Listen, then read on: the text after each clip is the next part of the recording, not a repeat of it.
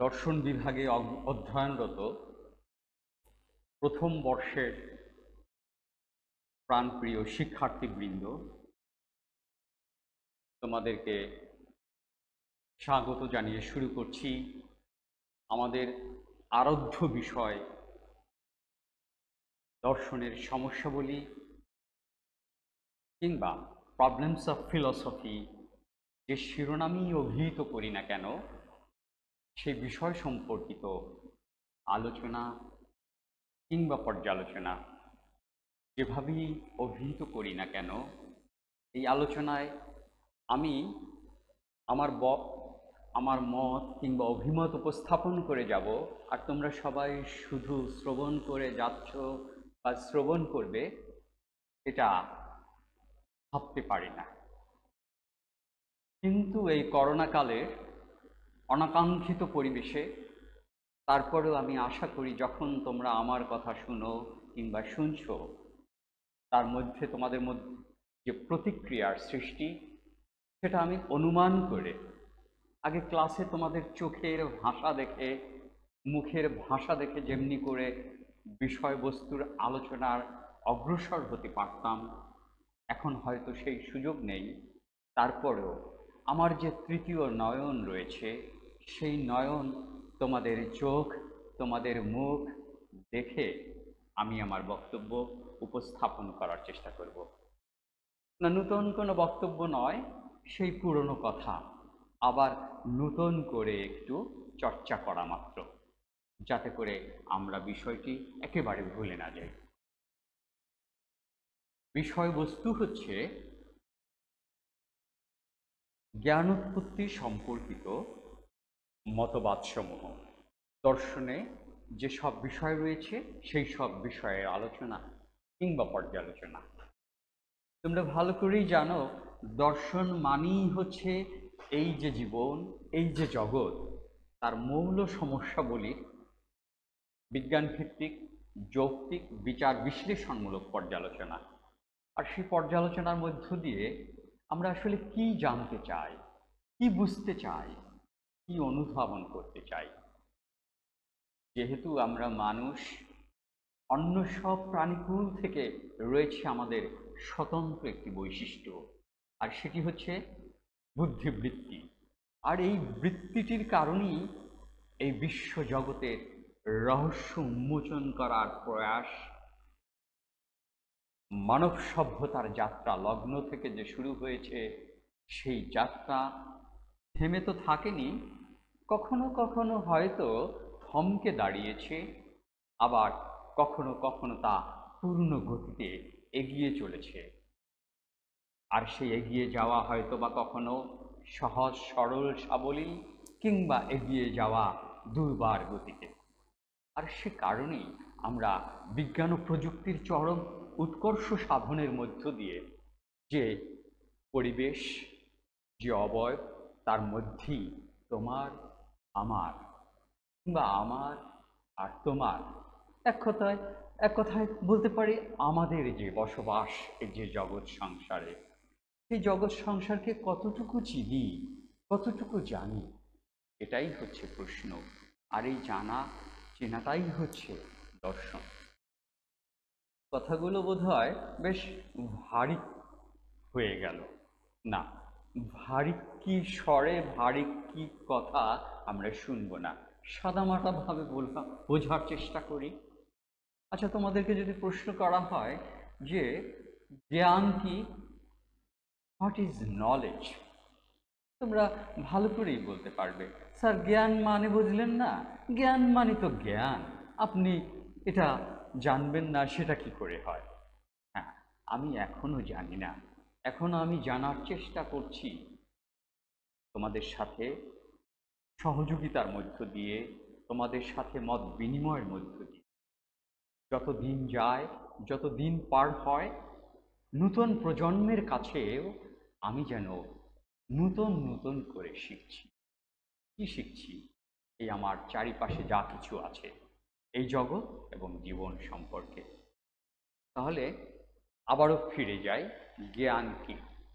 তার উত্তরে বলতে পারি যে কোনো জ্ঞাতা বা কর্তা এই জ্ঞেয় বস্তু বা জ্ঞেয় বিষয় সম্পর্কে যখন সম্যক ধারণা লাভ করেন সেটাকে বলা হয় জ্ঞান। অর্থাৎ আমরা যখন বাহ্য জগৎ সম্পর্কে, বাহ্য জগৎ বস্তুর জগৎ, এই বিশ্ব ব্রহ্মাণ্ড সম্পর্কে যখন কোনো কিছু ধারণা লাভ করি তখনই সেটা জ্ঞান। না, উত্তরটা যথার্থ হলো না। বাহ্য জগৎ বাহ্য বস্তু সম্পর্কে লব্ধ ধারণাকেই জ্ঞান বলতে পারি না। তাহলে জ্ঞান কি?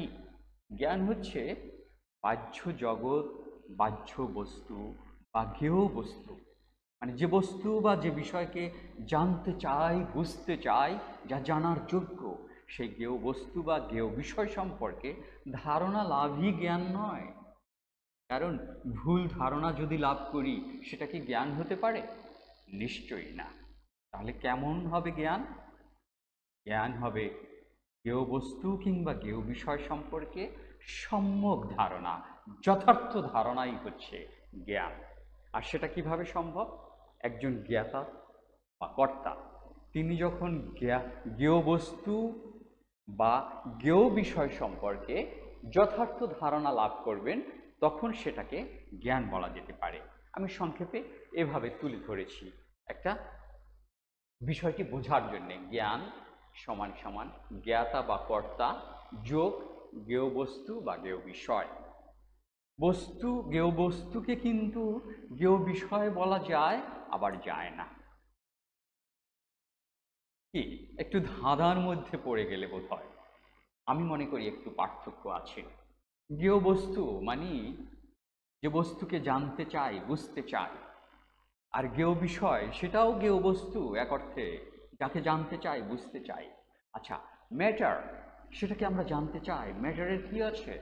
রূপ আছে, রং আছে, আকার আছে, আকৃতি আছে, ওজন আছে, ভর আছে। এটাকে আমরা সরাসরি বস্তু বলতে পারি। আমরা কি শুধু ম্যাটেরিয়ালিস্টিক যে জগৎ সেটা নিয়েই কি আমাদের ভাবনা সীমিত? নিশ্চয়ই না। আমাদের ভাবনার খোরাক যোগায় এ জীবনের পরে যদি জীবন থাকে সে জীবনে প্রিয়া তুমি আমার হবে। গানে গানে সুরে সুরে কে যেন বলেছিলেন এ কথা, তোমরা ভালো করেই জানো। প্রশ্ন জাগে না, আসলে এই জীবনের পরে কি জীবন আছে? এই জীবনের পরে যদি জীবন থাকে তাহলে সেই জীবনটা কেমনতর হবে? আত্মা, আমার ভেতরকার যে সত্তা, মৃত্যুর পরবর্তীতে সেই সত্তা কিংবা আত্মা সেটা কি মাটির সাথে বিলীন হয়ে যাবে, নাকি তা স্বকীয়তা স্বকীয়তা কি থাকবে? অপরিহার্য হয়ে, চিরন্তন হয়ে, ভাস্বর হয়ে থাকবে বিদ্যমান। এরকমও প্রশ্ন জাগে। তাহলে প্রশ্ন জাগে পরম সত্তা, যা ধরা যায় না, ছোঁয়া যায় না, যেটাকে বলা যায় নট ন্যাচারাল পাওয়ার, যেটাকে বলা হয় সুপার ন্যাচারাল পাওয়ার, ইম্যাটেরিয়াল পাওয়ার। বস্তু ঊর্ধ্ব যে সত্তা, বস্তুগত সত্তা, সেটাকে বস্তু বলে চালিয়ে দেওয়া যায়। কিন্তু বস্তু ঊর্ধ্ব যে সত্তা, প্রাকৃতিক সত্তা, সেটা বস্তুগত সত্তা। কিন্তু প্রকৃতির ঊর্ধ্বে যে সত্তা, সত্তা নট ন্যাচারাল, সুপার ন্যাচারাল পাওয়ার, আধ্যাত্মিক স্বভাবের বৈশিষ্ট্যের যে সত্তা, সেটাকে তো আর বস্তু বলতে পারি না। এজন্যে আমি টার্ম হিসেবে দুটোকেই ব্যবহার করেছি, জ্ঞেয় বস্তু এবং জ্ঞেয় বিষয়। জ্ঞেয় বস্তুকে আমরা যার রূপ আছে, রং আছে, আকার আছে, আকৃতি আছে, ওজন আছে, ভর আছে, এটার মধ্যে সীমিত রাখছি। আর মন বলো, আত্মা বলো, ঈশ্বর বলো, যার ধরা যায় না, ছোঁয়া যায় না, যার ওজন কিংবা ভর আছে কিনা সে বিষয়ে রয়েছে প্রশ্নবোধক চিহ্ন, যা আমরা খুঁজে পাই না, খুঁজে পাই শুধুই বনের গহীনে। কোথায়? আমার বুকের মধ্যে, মন যেখানে, হৃদয় যেখানে। আর সেই হৃদয়ের মধ্যেই তার উপস্থিতি, তার পরম সত্তার, আল্লাহর। কারণ আল্লাহকে তো আমি দেখছি না, কিন্তু তিনি কেমন, তার স্বরূপটা কি, সেটাও কিন্তু আমার কিংবা তোমার মন জানতে চায়। তাহলে কি দাঁড়ালো? অর্থটা দাঁড়ালো এমনতর। জ্ঞান কি? জ্ঞান হচ্ছে জ্ঞেয় বস্তু বা জ্ঞেয় বিষয় সম্পর্কে সম্যক ধারণা লাভ, যথার্থ ধারণা লাভ। আর সেই ধারণাটি লাভ করি কিভাবে, কেমন করে, সে সম্পর্কে দার্শনিকদের রয়েছে নানা মত, নানা পথ। কথায় বলে না, নানা মুনিরই নানা পথ, ঠিক সেরকম বিভিন্ন দার্শনিক বিভিন্ন অভিমত কিংবা মতবাদ এ সম্পর্কে উপস্থাপন করেছেন। আর তাদের উপস্থাপিত মতবাদগুলোর মধ্যে উল্লেখযোগ্য মতবাদ হচ্ছে অভিজ্ঞতাবাদ, বুদ্ধিবাদ, বিচারবাদ এবং সজ্ঞাবাদ। আমরা ইতিহাসের পাতা যদি পেছনের দিক থেকে উল্টাই, সভ্যতার যাত্রা যবে থেকে শুরু হয়েছিল, তার পরবর্তীতে যখন হাঁটি হাঁটি পা পা করে মানুষ কিছুটা সভ্য হওয়ার চেষ্টা করলো, তখনই কিন্তু অনুসন্ধিৎসু মন আর মানুষের সেই জগৎকে জানতে চাইল, বুঝতে চাইল। আর জানতে গিয়ে বুঝতে গিয়ে প্রাচীনকালের একটি দার্শনিক সম্প্রদায়, গ্রিসের, নাম কি তার যেন ভুলে গিয়েছ? এর আগেও তো বলেছি কতবার, তারপরও বলি, সফিস্ট সম্প্রদায়, যাদের নাম বললে পরেই তোমরা বুঝতে পারবে এই সম্প্রদায়ভুক্ত দার্শনিক কারা। পলিবিয়াস, বিথিয়াস, জর্জিয়াস, প্রোটোগরাস। তারা কি বলেছিলেন? সে প্রাচীনকালের কুত্তার্কিকেরা, যারা যারা অর্থের বিনিময়ে জ্ঞান দান করতেন, সেই দার্শনিক সম্প্রদায় তথা সফিস্ট সম্প্রদায় বক্তব্য ছিল ইন্দ্রিয়জ প্রত্যক্ষণের মধ্য দিয়ে আমরা জ্ঞান আহরণ করি। ইন্দ্রিয়জ প্রত্যক্ষণের মধ্য দিয়ে আমরা জ্ঞান আহরণ করি। কথার মধ্যে একটা ভারিক্কি ভাব কিংবা কেমন যেন একটু জটিলতার গন্ধ আমরা খুঁজে পাই। সহজ সরলভাবে বলা যায়, আমাদের পঞ্চ ইন্দ্রিয় রয়েছে না, আমি এটা অ্যান্টিনার সাথে তুলনা করি। অ্যান্টিনার কথা মনে আছে? ওই যে বিটিভি দেখার জন্যে আগে বাসার ছাদে বাঁশে অ্যান্টিনা সংযুক্ত করে তারপর ছবি দেখতে হতো, এখন আর সেটার প্রয়োজন নেই। ঠিক সেরকম আমাদের রয়েছে পাঁচটি অ্যান্টিনা: চক্ষু, কর্ণ, নাসিকা, জিহ্বা, ত্বক। এই পঞ্চ ইন্দ্রিয়ের মধ্য দিয়ে আমরা কি করি?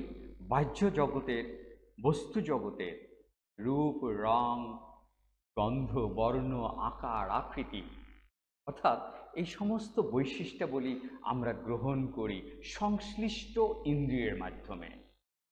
জিহ্বা দ্বারা আমরা স্বাদ গ্রহণ করি, চক্ষু দ্বারা আমরা রূপ কিংবা রংকে ধারণ করি, আমরা ত্বক দিয়ে স্পর্শ করে বলি, কি বলি? আমি বলছি বাহ কি মসৃণ। আরেকজন এসে বলল, কোথায় মসৃণ, এটা তো অমসৃণ। ম্যান টু ম্যান ভেরি করছে। তাহলে কি দাঁড়ালো? আমরা আমাদের পঞ্চ ইন্দ্রিয়ের মাধ্যমে এই বাহ্য জগৎ সম্পর্কে একটা ধারণা লাভ করছি। ইন্দ্রিয়জ প্রত্যক্ষণের মধ্য দিয়ে যে ধারণা লাভ, সেটাকেই বলা হচ্ছে জ্ঞান।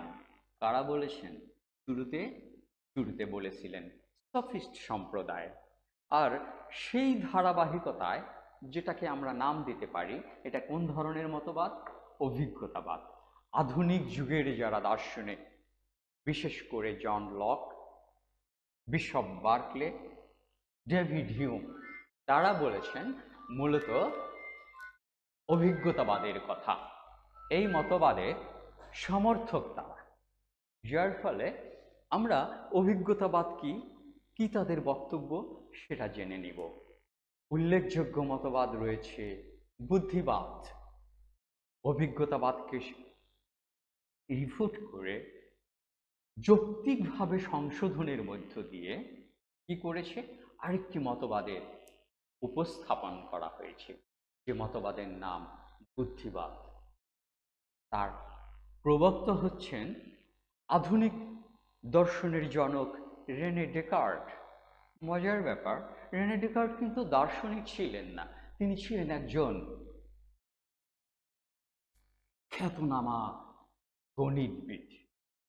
আর এই গণিতজ্ঞই এক সময় আধুনিক দর্শনের জনক হয়ে পড়লেন। কেন? নিঃসন্দিগ্ধ জ্ঞান লাভের প্রত্যাশায়। সেই ইতিহাস কিংবা সেই ছোট গল্প না হয় আরেকদিন করা যাবে। আজকে আমরা এ বিষয় সম্পর্কে মোদ্দা কথাগুলো শুনবো।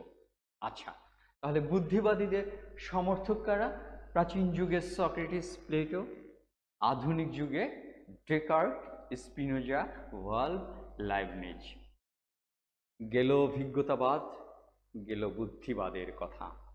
না, কারা সমর্থক তাদের কথা। পরে আসছি মতবাদের মোদ্দা কথায়। এরপরে আসছে বিচারবাদ। বিচারবাদের প্রবক্তা হচ্ছেন জার্মান দার্শনিক ইমানুয়েল কান্ট। আমি বোধহয় কান্টের গল্প করেছি এর আগে। যখন ইমানুয়েল কান্ট বাসা থেকে বের হতেন, তখন তার প্রতিবেশীরা ঘড়ির কাঁটা মিলিয়ে নিতেন যে এখন বাজে সকাল ৯টা। অর্থাৎ কাঁটায় কাঁটায় যিনি জীবন যাপন করেছিলেন তিনি হচ্ছেন ইমানুয়েল কান্ট, জার্মান দার্শনিক এবং বিচারবাদের প্রবক্তা। পরে আসছি সে কথায়। আরেকটি উল্লেখযোগ্য মতবাদ স্বজ্ঞাবাদ। স্বজ্ঞাবাদের প্রবক্তা হচ্ছেন হেনরি মার্কস। আমি অবশ্য এগুলো একটু সংক্ষেপে লিখে দেওয়ার চেষ্টা করেছি। যারা আমার কথাগুলো শুনছো শত ব্যস্ততাকে দূরে ঠেলে দিয়ে যদি একটু কষ্ট করে লিখে নিতে নামগুলো, মতবাদগুলো, তার শিরোনাম কিংবা তার সমর্থকদের নাম, ধন্য হতো আমার জীবন, ধন্য হতো আমার পেশা। আমি জানি না এতটা সময় তোমাদের হবে কি না। হবে কি? আচ্ছা, আর লজ্জা দিতে চাই না এ কথা বলবো না, আর লজ্জা পেতে চাই না, কারণ তোমাদেরও তো একটা সম্মান আছে। তোমাদের সম্মান দিয়ে কথা বলাই হচ্ছে আমার নৈতিক দায়িত্ব। কারণ যেন তেন ব্যাপার নয়। আফটার অল তোমরা এখন অনার্সের স্টুডেন্ট, মানে সম্মানের ছাত্রছাত্রী। আমি তোমাদের প্রায়শ বলে থাকি, সম্মানের শিক্ষার্থীবৃন্দ, জীবনের সবচেয়ে বড় সম্পদ হচ্ছে আত্মসম্মানবোধ। এটা যত জাগ্রত থাকবে, এটা যত বেশি তুমি ধারণ করবে, লালন করবে মনের গহীনে, তোমাকে কেউ রুখতে পারবে না, থমকে যাবে না তোমার জীবন যাত্রা। তুমি এগিয়ে যাবে দুর্বার গতিতে, পৌঁছতে পারবে অভীষ্ট লক্ষ্যে। জ্ঞান, গরিমায় এবং দেশের প্রতি যে দায়বদ্ধতা, সেই সব কিছুর ক্ষেত্রে তোমার থাকবে সদর্প পদচারণা। এই হোক তোমার পরিচয়। যাই হোক, এবারে ফিরে আসি আবারও পুরনো প্রসঙ্গে, মূল প্রসঙ্গে, যে জ্ঞান উৎপত্তি সম্পর্কে আমরা উল্লেখযোগ্য কতগুলো মতবাদের সাথে, নামের সাথে পরিচিত হয়েছি। প্রথমে আমরা জানতে চেয়েছি জ্ঞানটা কি। অর্থাৎ যুগ যুগ ধরে, সহস্র বছর ধরে, লক্ষ বছর ধরে মানুষ কি করছে? মানুষ ক্রমধারায় সে জীবনকে সুন্দর থেকে সুন্দরতম করার চেষ্টা করছে। সত্য, শুভ, সুন্দরের প্রতি মানুষের যে আকর্ষণ, সে আকর্ষণের মধ্য দিয়ে সে তার যাপিত জীবনকে আলিঙ্গন করেছে, আলিঙ্গন করছে এই সত্য, শুভ, মঙ্গলকে। চিন্তার আদর্শ হচ্ছে সত্যতা, অনুভূতির আদর্শ হচ্ছে সৌন্দর্য, ইচ্ছার আদর্শ হচ্ছে মঙ্গল। আর এই তিন আদর্শকে ধারণ করে আমাদের এগিয়ে যাওয়া। আসো, আমরা এখন তাহলে পেছনের ইতিহাসের বলছিলাম না, ইতিহাসের পাতা আমরা পেছনের দিকে উল্টাই। যাত্রাটা শুরু হয়েছিল জীবন জগৎ সম্পর্কে জানতে গিয়ে। কিভাবে জানার চেষ্টা করেছি আমরা?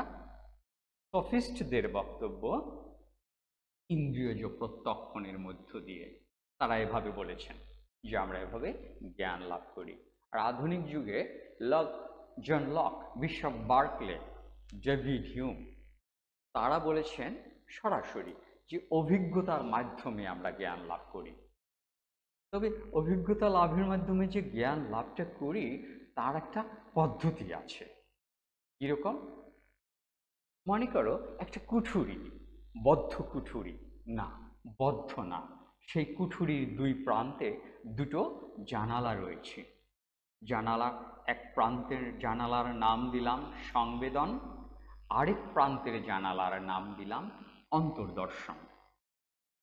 এখন সংবেদনের মধ্য দিয়ে আমরা কি পাচ্ছি?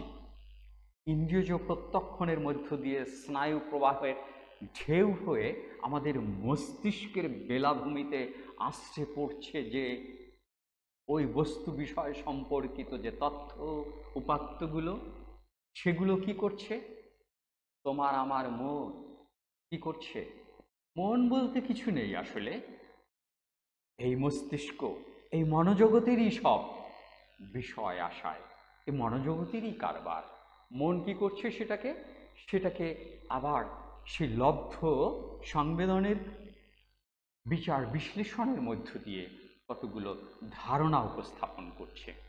আর এই লব্ধ ধারণা কি মধ্য দিয়েই আমরা জানছি বাহ্য জগৎকে, আমরা জানছি বাহ্য বিষয়কে।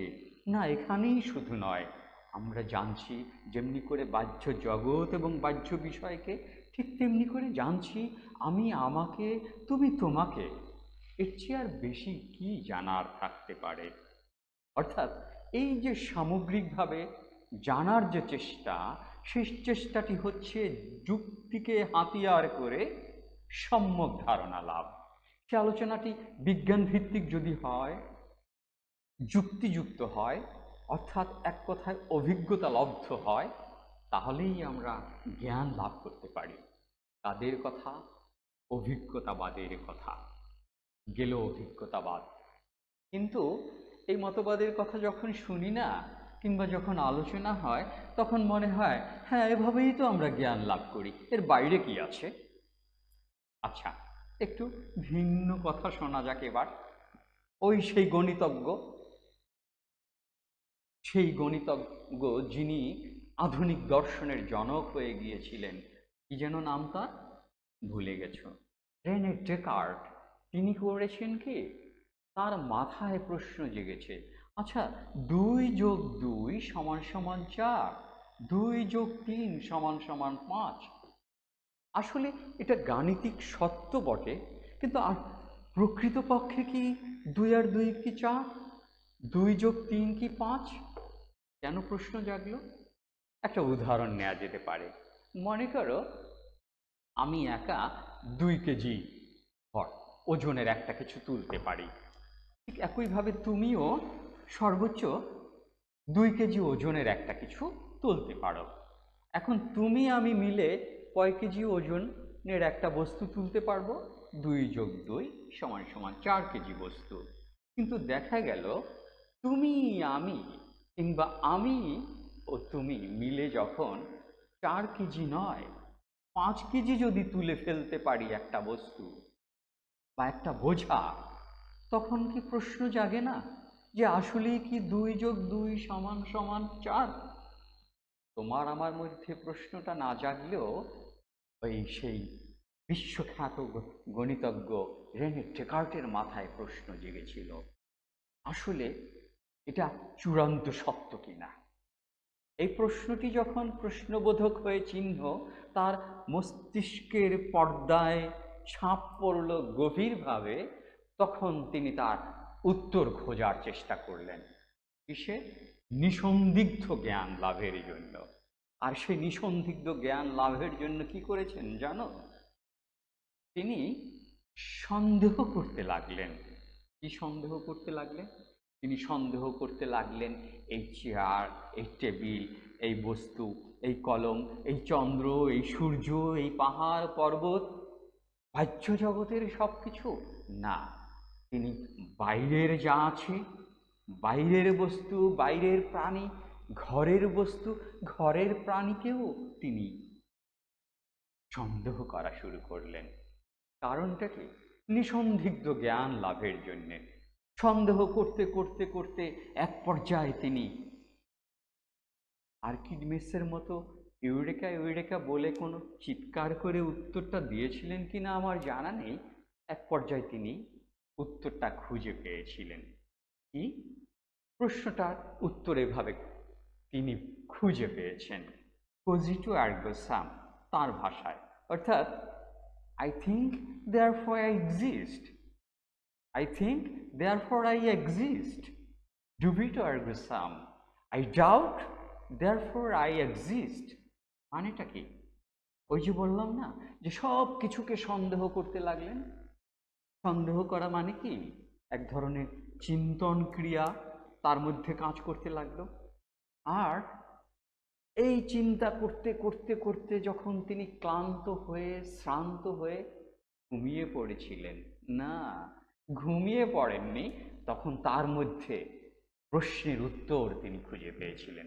আমি যে চিন্তা করছি, এই চিন্তন ক্রিয়া, আমি যে সন্দেহ করছি, সেটা এক ধরনের চিন্তন ক্রিয়া। তাহলে এই ক্রিয়াটি সম্পন্ন করার জন্যে পাশাপাশি একজনের উপস্থিতিকে স্বীকার করে নিতে হয়। কাকে? চিন্তনকারীকে, সন্দেহকারীকে। অর্থাৎ চিন্তন ক্রিয়ার বিদ্যমানতা, উপস্থিতিকে স্বীকার করতে হলে অবভিয়াসলি কাকে স্বীকার করে নিতে হয়? একজন কর্তাকে, অর্থাৎ চিন্তনকারীকে, সন্দেহকারীকে। এমনি করে তিনি নিজের অস্তিত্বকে প্রমাণ করলেন নিজেকে সন্দেহ করে। আবার এমনটাও বলেছেন, নিজেকে আমি যত বেশি করে সন্দেহ করব তত বেশি করে আবার আমার অস্তিত্ব, আমার স্বকীয়তা প্রতিষ্ঠিত হচ্ছে। আর এই স্বকীয়তা আর নিজের অস্তিত্ব প্রতিষ্ঠার মধ্য দিয়ে তিনি বললেন, আমার মধ্যে না, শুধু আমার মধ্যে কেন, তোমার মধ্যে কিংবা আমার মধ্যে না, সবার মধ্যে আছে 3 ধরনের ধারণা। কি যেন সেই ধারণার শিরোনামগুলো? এর আগেও বলেছিলাম, কিন্তু তারপরও না হয় মনে করার স্বার্থে আবার বলি। প্রথমত আগন্তুক ধারণা, কৃত্রিম ধারণা, সহজাত ধারণা। আমি এখানে উল্লেখ করে দিয়েছি মনে রাখার স্বার্থে। লিখেছি? না, আই এম সরি, লেখা হয়নি। তারপরও তোমরা যদি সুযোগ থাকে লিখে নাও। প্রথমত আগন্তুক ধারণা মানে কি? মানে হচ্ছে যে ধারণাগুলো বাইরের জগৎ থেকে তোমার আমার মনের পর্দায় এসে ভেসে ওঠে। চেয়ার বলো, টেবিল বলো, কলম বলো, পেন্সিল বলো, যা কিছু তোমার আমার মনে বাহ্য জগৎ থেকে আমরা লাভ করি, সেই লব্ধ ধারণাকেই আমরা বলতে পারি আগন্তুক ধারণা। ওকে, তাহলে কি বলা যায়? এই বিশ্ব ব্রহ্মাণ্ডের সকল ধারণাই কিন্তু আগন্তুক ধারণার অন্তর্ভুক্ত। ঠিক আছে, মনে থাকবে তো? আমাকেই মনে রাখতে হবে এমন কোনো কথা নেই। অন্তত আগন্তুক ধারণা কাকে বলে সেটা মনে রাখা বোধহয় অতটা কঠিন নয়। কারণ এই জগতে যা কিছু আছে সব কিছু যখনই তোমার আমার মনে আগমন ঘটে, তখনই সে আগন্তুক ধারণার অন্তর্ভুক্ত। গেল আগন্তুক ধারণা। নেক্সট, কৃত্রিম ধারণা। কৃত্রিম ধারণা কি? উদাহরণ হিসেবে বলা যেতে পারে কাঁঠালের আমসত্ত্ব, সোনার পাথর বাটি। খেয়াল করো, সোনা আছে, পাথর আছে, বাটি আছে কোথায়? বাহ্য জগতে। কাঁঠাল আছে, আমসত্ত্ব আছে বাহ্য জগতে, কিন্তু কাঁঠালের আমসত্ত্ব নেই, সোনার পাথর বাটি নেই। আছে কি? নেই। কিন্তু আমাদের প্রচলিত বক্তব্যে কিংবা চিন্তায়, চেতনায়, মননে এই ধরনের প্রত্যয় উপস্থিতি আছে। এই ধারণাগুলোকে বলতে পারি কৃত্রিম ধারণা। নেক্সট, সহজাত ধারণা। সহজ করে বলতে গেলে এভাবে বলা যায় যে ধারণাগুলো জন্মের সময় নিয়েছি, যা সহজাত। কেমন? সেগুলো হচ্ছে পরম সত্তার ধারণা, অসীমের ধারণা, কার্যকারণের ধারণা। এখন এগুলো কিন্তু আমরা অভিজ্ঞতার মাধ্যমে পাইনি। কিভাবে পেয়েছি? রেনে ডেকার্টের বক্তব্য যে আমাদের ভেতরে রয়েছে যে রিজন, যে রয়েছে ইন্টেলেক্ট, সেটাকে হাতিয়ার করে আমরা এর ব্যাখ্যা কিংবা এই তিন প্রকরণের যে ধারণা সেগুলোর উপস্থাপন করেছি। এর বাইরে কিন্তু আর কোনো ধারণা নেই। ঠিক আছে? আচ্ছা, খুঁজে বের করতে পারবে নিশ্চয়ই না। তাহলে কিভাবে পেলাম? অভিজ্ঞতার মাধ্যমে? না। রেনে ডেকার্টের বক্তব্য হচ্ছে আমরা অভিজ্ঞতা আমাদেরকে অনেক সময় বিভ্রান্ত করে। যেমন পানিতে ডুবন্ত দণ্ড বাঁকা দেখা যায়, তুললে পরে সেটা সরল বা সোজা। অভিজ্ঞতা আমাদেরকে বিভ্রান্ত করে, দূরের জিনিসটাকে ছোট মনে হয়, কাছে গেলে সেটা বড়। রাতে একরকম, চাঁদের আলোয় একরকম, সূর্যের আলোয় আরেক রকম। তাহলে অভিজ্ঞতা যথার্থ জ্ঞান দেয় না। জ্ঞান দেয় কে? জ্ঞান দেয় আমাদের ভেতরকার এক শক্তি, যার নাম রিজন, যার নাম ইন্টেলেক্ট।